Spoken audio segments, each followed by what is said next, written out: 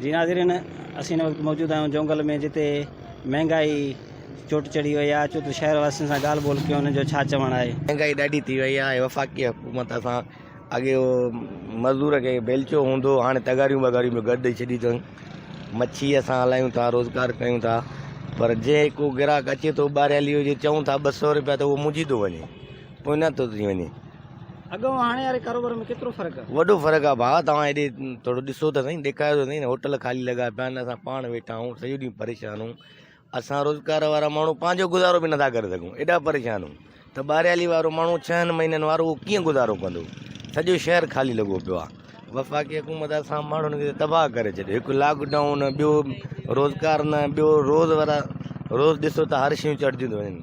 कंहिं महिल छा थो चढ़े, गिह जो किलो ॾिसो, माचिस 20 रुपए में मिलंदो, 5 रुपया थी वियो आहे। लूण जो किलो ॾिसो कीअं, इहे शयूं मिसाल मामूल जे हिसाब सां।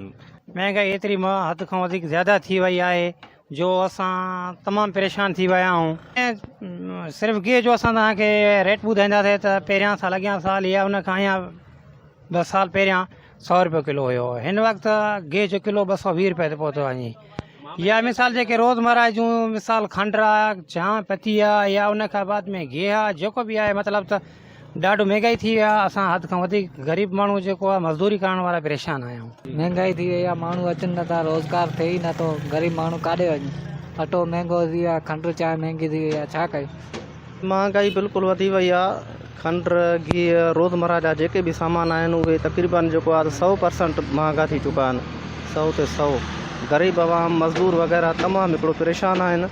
उन खां अलावा दुकानदार बि परेशान आहिनि। मुकमल जेको बि खाइण पीअण जो राशन आहे, सब्जियूं, खंडु, चांहि, दालियूं, गिह, अटो वग़ैरह जेके बि आहिनि रोज़मर्रा जा सामान, मुकमल महांगा थी चुका आहिनि। 100%। मज़दूर तबिको बि परेशान आहे, दुकानदार बि परेशान आहे, आम माण्हू बि परेशान आहे, हर माण्हू परेशान आहे महंगाई जे करे। अटो महांगो, तेल महांगो, तमामु जेको आवाम परेशान आहे ॾाढी। जी नाज़रीन, शहर वासियुनि जो ॻाल्हियूं ॿुधियूं। हिननि जो चवणु त वफ़ाक़ पारां जेकी महांगाई कई वई आहे, उन ते कंट्रोल कोन्हे।